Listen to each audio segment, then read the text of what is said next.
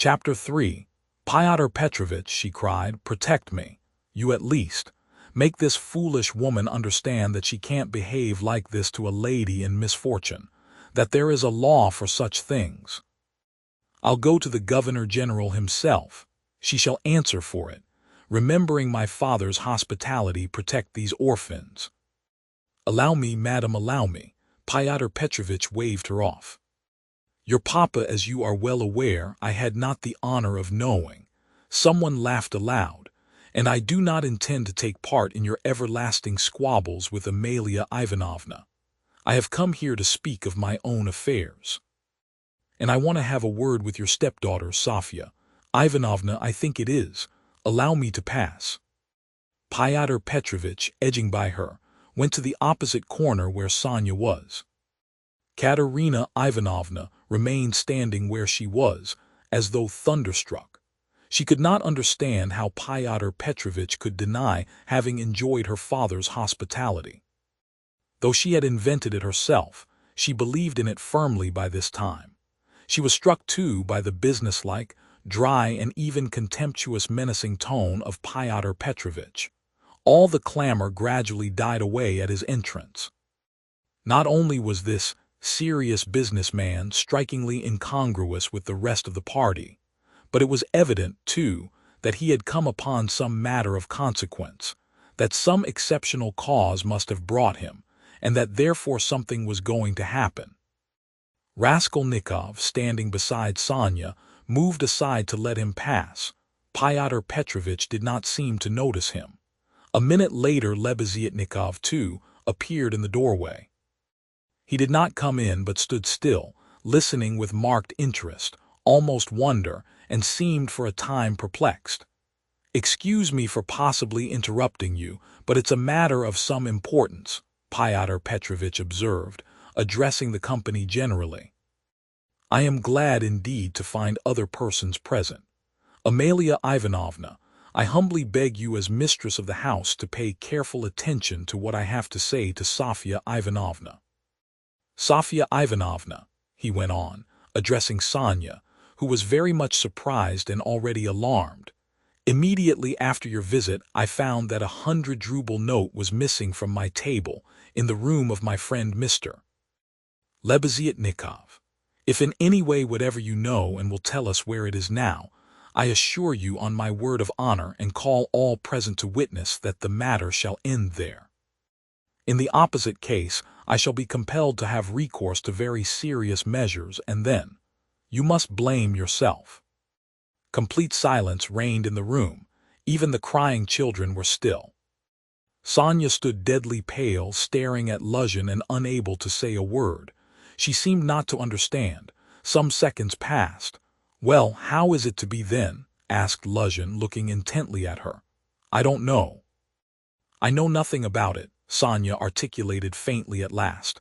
"No, you know nothing," Luzhin repeated, and again he paused for some seconds. "Think a moment, mademoiselle," he began severely, but still, as it were, admonishing her. "Reflect. I am prepared to give you time for consideration. Kindly observe this. If I were not so entirely convinced I should not, you may be sure, with my experience venture to accuse you so directly. Seeing that for such direct accusation before witnesses, if false or even mistaken, I should myself in a certain sense be made responsible. I am aware of that. This morning I changed for my own purposes several 5% securities for the sum of approximately 3,000 rubles. The account is noted down in my pocketbook. On my return home I proceeded to count the money, as Mr. Lebeziatnikov will bear witness, and after counting 2,300 rubles, I put the rest in my pocketbook in my coat pocket. About 500 rubles remained on the table, and among them 3 notes of 100 rubles each. At that moment you entered, at my invitation, and all the time you were present you were exceedingly embarrassed, so that 3 times you jumped up in the middle of the conversation and tried to make off. Mr. Lebeziatnikov can bear witness to this. You yourself, mademoiselle, probably will not refuse to confirm my statement that I invited you through Mr.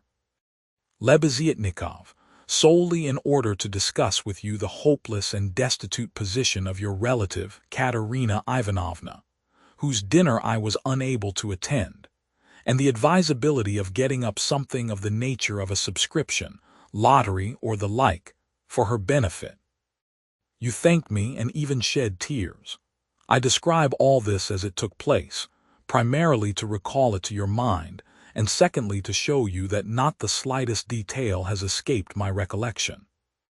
Then I took a 10-ruble note from the table and handed it to you by way of first installment on my part for the benefit of your relative. Mr. Lebeziatnikov saw all this. Then I accompanied you to the door, you being still in the same state of embarrassment, after which, being left alone with Mr. Lebeziatnikov, I talked to him for 10 minutes. Then Mr.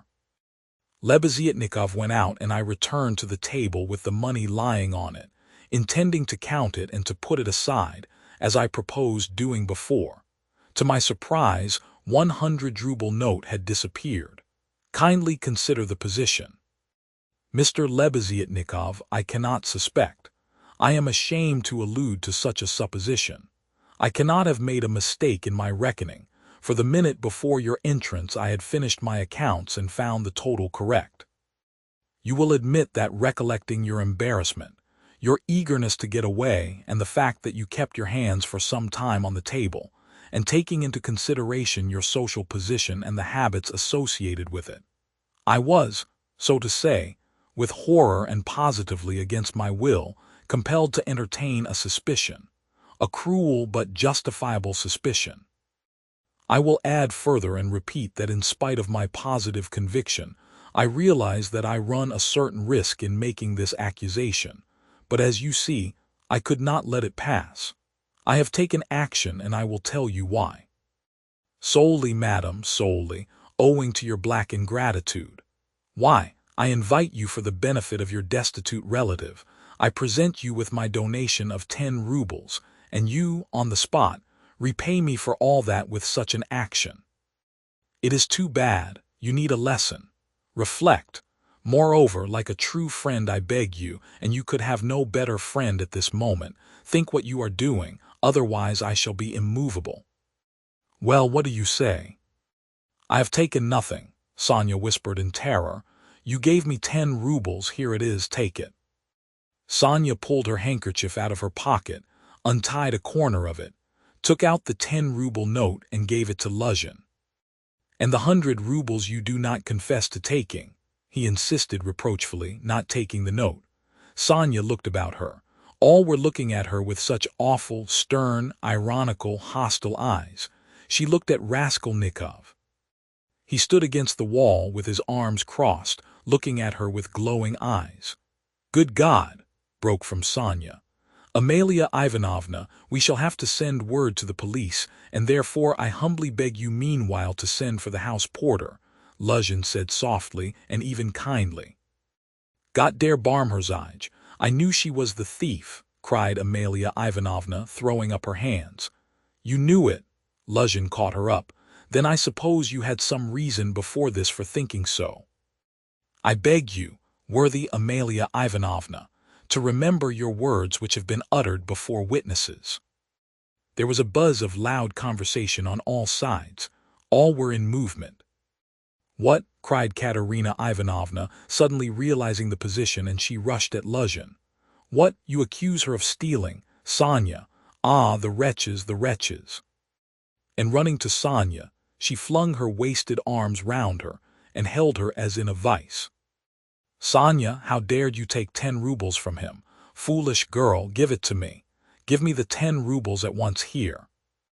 And snatching the note from Sonia, Katerina Ivanovna crumpled it up and flung it straight into Luzhin's face. It hit him in the eye and fell on the ground. Amalia Ivanovna hastened to pick it up. Fyodor Petrovitch lost his temper. Hold that mad woman, he shouted. At that moment, several other persons besides Lebeziatnikov appeared in the doorway, among them the 2 ladies. What, mad? Am I mad? Idiot, shrieked Katerina Ivanovna. You are an idiot yourself, pettifogging lawyer, base man. Sonia, Sonia, take his money. Sonia, a thief. Why, she'd give away her last penny. And Katerina Ivanovna broke into hysterical laughter. Did you ever see such an idiot? She turned from side to side. And you too. She suddenly saw the landlady. And you too, sausage eater, you declare that she is a thief, you trashy Prussian hen's leg in a crinoline. She hasn't been out of this room. She came straight from you, you wretch, and sat down beside me. Everyone saw her. She sat here by Rodion Romanovitch. Search her. Since she's not left the room, the money would have to be on her. Search her, search her.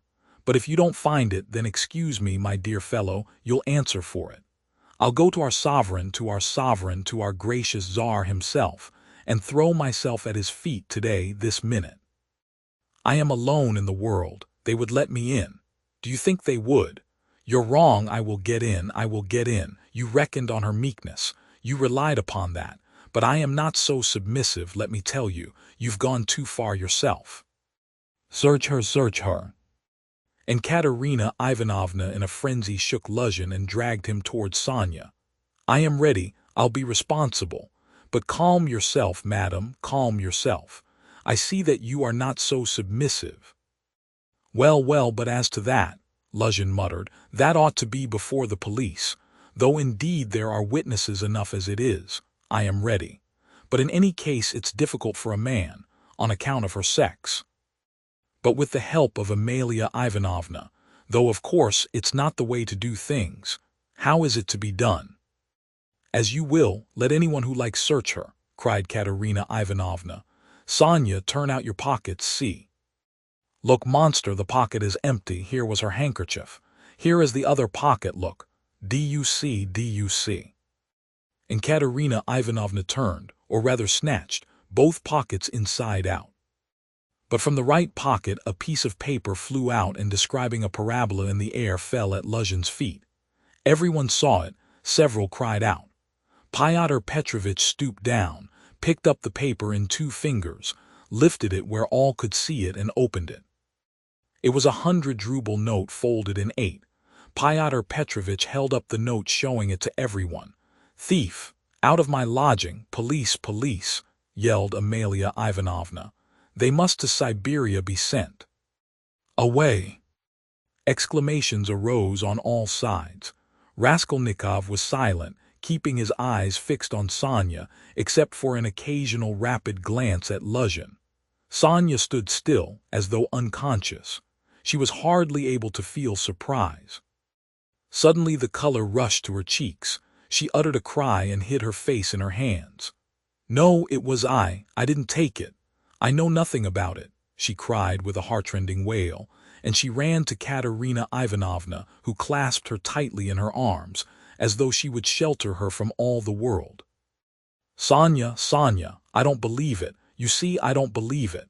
She cried in the face of the obvious fact, swaying her to and fro in her arms like a baby, kissing her face continually, then snatching at her hands and kissing them too. You took it. How stupid these people are. Oh dear, you are fools, fools, she cried, addressing the whole room. You don't know what a heart she has, what a girl she is. She'd take it, She'd sell her last rag, she'd go barefoot to help you if you needed it, that's what she is. She has the yellow passport because my children were starving, she sold herself for us. Ah, husband, husband, do you see? Do you see? What a memorial dinner for you. Merciful heavens, defend her. Why are you all standing still? Rodion Romanovitch, why don't you stand up for her? Do you believe it too? You are not worth her little finger, all of you together. Good God, defend her now at least. The wail of the poor, consumptive, helpless woman seemed to produce a great effect on her audience.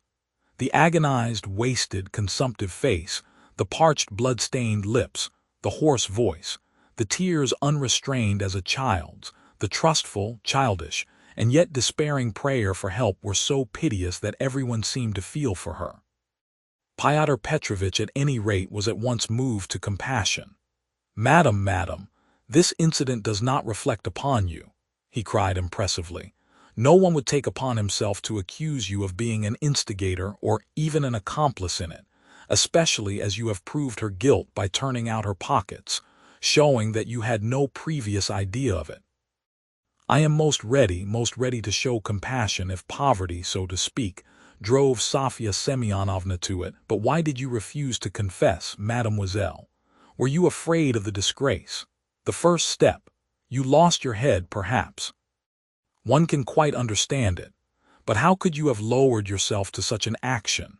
Gentlemen, he addressed the whole company, gentlemen, compassionate and, so to say, commiserating these people, I am ready to overlook it even now in spite of the personal insult lavished upon me. And may this disgrace be a lesson to you for the future, he said, addressing Sonya, and I will carry the matter no further. Enough. Fyodor Petrovich stole a glance at Raskolnikov. Their eyes met, and the fire in Raskolnikov's seemed ready to reduce him to ashes. Meanwhile, Katerina Ivanovna apparently heard nothing. She was kissing and hugging Sonya like a mad woman. The children, too, were embracing Sonya on all sides, and Polenka, though she did not fully understand what was wrong, was drowned in tears and shaking with sobs as she hid her pretty little face, swollen with weeping, on Sonya's shoulder. "How vile!" a loud voice cried suddenly in the doorway. Fyodor Petrovich looked round quickly. "What vileness?" Lebeziatnikov repeated, staring him straight in the face. Fyodor Petrovich gave a positive start. All noticed it and recalled it afterwards. Lebeziatnikov strode into the room. "And you dared to call me as witness," he said, going up to Fyodor Petrovich. "What do you mean? What are you talking about?" muttered Luzhin. "I mean that you are a slanderer, that's what my words mean," Lebeziatnikov said hotly, looking sternly at him with his short-sighted eyes. He was extremely angry. Raskolnikov gazed intently at him, as though seizing and weighing each word. Again there was a silence. Fyodor Petrovich indeed seemed almost dumbfounded for the first moment. "If you mean that for me," he began, stammering. "But what's the matter with you? Are you out of your mind?" "I'm in my mind, but you are a scoundrel. Ah, how vile! I have heard everything.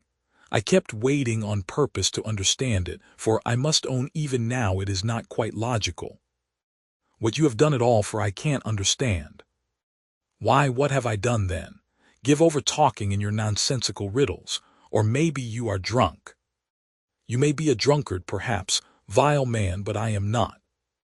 I never touch vodka, for it's against my convictions. Would you believe it, he himself, with his own hands gave Sofya Semyonovna that 100-ruble note. I saw it. I was a witness, I'll take my oath." "He did it, he," repeated Lebeziatnikov, addressing all. "Are you crazy, milksop?" squealed Luzhin. "She is herself before you. She herself here declared just now before everyone that I gave her only 10 rubles. How could I have given it to her?" I saw it, Lebeziatnikov repeated. "And though it is against my principles, I am ready this very minute to take any oath you like before the court, for I saw how you slipped it in her pocket. Only like a fool I thought you did it out of kindness. When you were saying good-bye to her at the door, while you held her hand in one hand, with the other, the left, you slipped the note into her pocket." I saw it. Luzhin turned pale. "What lies?" he cried impudently. "Why, how could you, standing by the window, see the note? You fancied it with your short-sighted eyes. You are raving." "No, I didn't fancy it. And though I was standing some way off, I saw it all. And though it certainly would be hard to distinguish a note from the window, that's true, I knew for certain that it was a 100-ruble note, because, when you were going to give Sofya Semyonovna 10 rubles, you took up from the table a 100-ruble note. I saw it because I was standing near then, and an idea struck me at once, so that I did not forget you had it in your hand. You folded it and kept it in your hand all the time. I didn't think of it again until, when you were getting up, you changed it from your right hand to your left and nearly dropped it. I noticed it because the same idea struck me again, that you meant to do her a kindness without my seeing. You can fancy how I watched you, and I saw how you succeeded in slipping it into her pocket.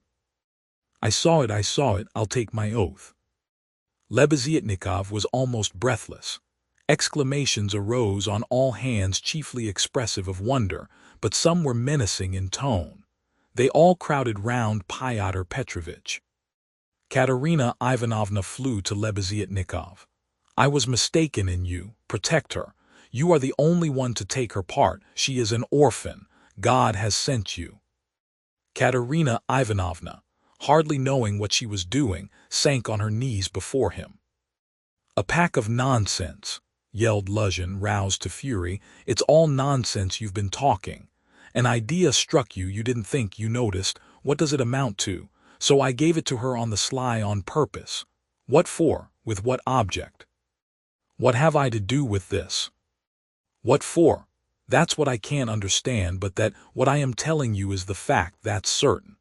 So far from my being mistaken, you infamous criminal man, I remember how, on account of it, a question occurred to me at once, just when I was thanking you and pressing your hand. What made you put it secretly in her pocket? Why you did it secretly, I mean. Could it be simply to conceal it from me, knowing that my convictions are opposed to yours and that I do not approve of private benevolence, which effects no radical cure? Well, I decided that you really were ashamed of giving such a large sum before me. Perhaps, too, I thought, he wants to give her a surprise when she finds a whole 100-ruble note in her pocket. For I know some benevolent people are very fond of decking out their charitable actions in that way. Then the idea struck me, too, that you wanted to test her, to see whether, when she found it, she would come to thank you. Then, too, that you wanted to avoid thanks and that, as the saying is, your right hand should not know. Something of that sort, in fact. I thought of so many possibilities that I put off considering it, but still thought it indelicate to show you that I knew your secret. But another idea struck me again, that Sofya Semyonovna might easily lose the money before she noticed it. That was why I decided to come in here to call her out of the room, and to tell her that you put 100 rubles in her pocket. But on my way I went first to Madame Kobilatnikov's to take them the general treatise on the positive method, and especially to recommend Pydrit's article, and also Wagner's. Then I come on here, and what a state of things I find. Now could I have all these ideas and reflections if I had not seen you put the 100-ruble note in her pocket?" When Lebeziatnikov finished his long-winded harangue with the logical deduction at the end, he was quite tired, and the perspiration streamed from his face. He could not, alas, even express himself correctly in Russian, though he knew no other language, so that he was quite exhausted, almost emaciated after this heroic exploit. But his speech produced a powerful effect. He had spoken with such vehemence, with such conviction, that everyone obviously believed him. Fyodor Petrovitch felt that things were going badly with him. "What is it to do with me if silly ideas did occur to you?" he shouted. "That's no evidence. You may have dreamt it, that's all. And I tell you, you are lying, sir. You are lying and slandering from some spite against me, simply from pique, because I did not agree with your free-thinking, godless, social propositions." But this retort did not benefit Fyodor Petrovitch. Murmurs of disapproval were heard on all sides. "Ah, that's your line now, is it?" cried Lebeziatnikov. "That's nonsense. Call the police and I'll take my oath. There's only one thing I can't understand. What made him risk such a contemptible action? Oh, pitiful, despicable man!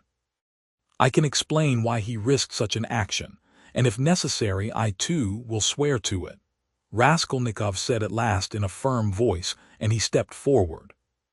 He appeared to be firm and composed. Everyone felt clearly, from the very look of him, that he really knew about it, and that the mystery would be solved. "Now I can explain it all to myself," said Raskolnikov, addressing Lebeziatnikov. "From the very beginning of the business, I suspected that there was some scoundrelly intrigue at the bottom of it. I began to suspect it from some special circumstances known to me only, which I will explain at once to everyone. They account for everything. Your valuable evidence has finally made everything clear to me. I beg all to listen. This gentleman, he pointed to Luzhin, was recently engaged to be married to a young lady, my sister, Avditia Romanovna Raskolnikov. But coming to Petersburg, he quarreled with me the day before yesterday at our first meeting, and I drove him out of my room. I have 2 witnesses to prove it. He is a very spiteful man. The day before yesterday I did not know that he was staying here in your room, and that consequently on the very day we quarreled, the day before yesterday, he saw me give Katerina Ivanovna some money for the funeral, as a friend of the late Mr. Marmeladov. He at once wrote a note to my mother and informed her that I had given away all my money, not to Katerina Ivanovna but to Sofya Semyonovna, and referred in a most contemptible way to the character of Sofya Semyonovna, that is, hinted at the character of my attitude to Sofya Semyonovna. All this, you understand, was with the object of dividing me from my mother and sister, by insinuating that I was squandering on unworthy objects the money which they had sent me, and which was all they had. Yesterday evening, before my mother and sister and in his presence, I declared that I had given the money to Katerina Ivanovna for the funeral and not to Sofya Semyonovna, and that I had no acquaintance with Sofya Semyonovna, and had never seen her before, indeed. At the same time I added that he, Fyodor Petrovitch Luzhin, with all his virtues, was not worth Sofya Semyonovna's little finger, though he spoke so ill of her. To his question, would I let Sofya Semyonovna sit down beside my sister, I answered that I had already done so that day. Irritated that my mother and sister were unwilling to quarrel with me at his insinuations, he gradually began being unpardonably rude to them. A final rupture took place and he was turned out of the house. All this happened yesterday evening. Now I beg your special attention. Consider. If he had now succeeded in proving that Sofya Semyonovna was a thief, he would have shown to my mother and sister that he was almost right in his suspicions, that he had reason to be angry at my putting my sister on a level with Sofya Semyonovna, that in attacking me, he was protecting and preserving the honor of my sister, his betrothed. In fact, he might even, through all this, have been able to estrange me from my family, and no doubt he hoped to be restored to favor with them, to say nothing of revenging himself on me personally, for he has grounds for supposing that the honor and happiness of Sofya Semyonovna are very precious to me. That was what he was working for. That's how I understand it. That's the whole reason for it, and there can be no other. It was like this, or somewhat like this, that Raskolnikov wound up his speech, which was followed very attentively, though often interrupted by exclamations from his audience. But in spite of interruptions he spoke clearly, calmly, exactly, firmly. His decisive voice, his tone of conviction, and his stern face made a great impression on everyone. "Yes, yes, that's it," Lebeziatnikov assented gleefully. "That must be it, for he asked me, as soon as Sofya Semyonovna came into our room, whether you were here, whether I had seen you among Katerina Ivanovna's guests. He called me aside to the window and asked me in secret. It was essential for him that you should be here. That's it, that's it." Luzhin smiled contemptuously and did not speak, but he was very pale. He seemed to be deliberating on some means of escape. Perhaps he would have been glad to give up everything and get away, but at the moment this was scarcely possible. It would have implied admitting the truth of the accusations brought against him. Moreover, the company, which had already been excited by drink, was now too much stirred to allow it. The commissariat clerk, though indeed he had not grasped the whole position, was shouting louder than anyone, and was making some suggestions very unpleasant to Luzhin. But not all those present were drunk. Lodgers came in from all the rooms. The 3 Poles were tremendously excited and were continually shouting at him, "The pan is a lajdak," and muttering threats in Polish. Sonia had been listening with strained attention, though she too seemed unable to grasp it all. She seemed as though she had just returned to consciousness. She did not take her eyes off Raskolnikov. feeling that all her safety lay in him. Katerina Ivanovna breathed hard and painfully and seemed fearfully exhausted. Amalia Ivanovna stood looking more stupid than anyone, with her mouth wide open, unable to make out what had happened. She only saw that Fyodor Petrovitch had somehow come to grief. Raskolnikov was attempting to speak again, but they did not let him. Everyone was crowding round Luzhin with threats and shouts of abuse. But Fyodor Petrovitch was not intimidated. Seeing that his accusation of Sonia had completely failed, he had recourse to insolence. "Allow me, gentlemen, allow me. Don't squeeze, let me pass," he said, making his way through the crowd. "And no threats, if you please. I assure you it will be useless, you will gain nothing by it. On the contrary, you'll have to answer, gentlemen, for violently obstructing the course of justice. The thief has been more than unmasked, and I shall prosecute. Our judges are not so blind and not so drunk, and will not believe the testimony of two notorious infidels, agitators, and atheists, who accuse me from motives of personal revenge which they are foolish enough to admit. Yes, allow me to pass. Don't let me find a trace of you in my room. Kindly leave at once, and everything is at an end between us. When I think of the trouble I've been taking, the way I've been expounding. All this fortnight. I told you myself today that I was going, when you tried to keep me. Now I will simply add that you are a fool. I advise you to see a doctor for your brains and your short sight. Let me pass, gentlemen." He forced his way through, but the commissariat clerk was unwilling to let him off so easily. He picked up a glass from the table, brandished it in the air, and flung it at Fyodor Petrovitch. But the glass flew straight at Amalia Ivanovna. She screamed, and the clerk, overbalancing, fell heavily under the table.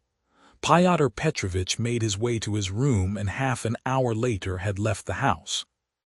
Sonia, timid by nature, had felt before that day that she could be ill-treated more easily than anyone, and that she could be wronged with impunity. Yet till that moment she had fancied that she might escape misfortune by care, gentleness, and submissiveness before everyone. Her disappointment was too great. She could, of course, bear with patience and almost without murmur anything, even this. But for the first minute she felt it too bitter. In spite of her triumph and her justification, when her first terror and stupefaction had passed, and she could understand it all clearly, the feeling of her helplessness and of the wrong done to her made her heart throb with anguish, and she was overcome with hysterical weeping. At last, unable to bear any more, she rushed out of the room and ran home, almost immediately after Luzhin's departure. When amidst loud laughter the glass flew at Amalia Ivanovna, it was more than the landlady could endure. With a shriek she rushed like a fury at Katerina Ivanovna, considering her to blame for everything. "Out of my lodgings, at once, quick march!" And with these words she began snatching up everything she could lay her hands on that belonged to Katerina Ivanovna, and throwing it on the floor. Katerina Ivanovna, pale, almost fainting and gasping for breath, jumped up from the bed where she had sunk in exhaustion and darted at Amalia Ivanovna. But the battle was too unequal. The landlady waved her away like a feather. "What? As though that godless calumny was not enough, this vile creature attacks me. What? On the day of my husband's funeral I am turned out of my lodging. After eating my bread and salt she turns me into the street with my orphans. Where am I to go?" wailed the poor woman, sobbing and gasping. "Good God!" she cried with flashing eyes, "is there no justice upon earth? Whom should you protect if not us orphans? We shall see. There is law and justice on earth, there is, I will find it. Wait a bit, godless creature. Polenka, stay with the children, I'll come back. Wait for me if you have to wait in the street. We will see whether there is justice on earth." And throwing over her head that green shawl which Marmeladov had mentioned to Raskolnikov, Katerina Ivanovna squeezed her way through the disorderly and drunken crowd of lodgers who still filled the room, and wailing and tearful, she ran into the street, with a vague intention of going at once somewhere to find justice. Polenka, with the two little ones in her arms, crouched, terrified, on the trunk in the corner of the room, where she waited trembling for her mother to come back. Amalia Ivanovna raged about the room, shrieking, lamenting and throwing everything she came across on the floor. The lodgers talked incoherently. Some commented to the best of their ability on what had happened. Others quarreled and swore at one another, while others struck up a song. "Now it's time for me to go," thought Raskolnikov. "Well, Sofya Semyonovna, we shall see what you'll say now." And he set off in the direction of Sonia's lodgings.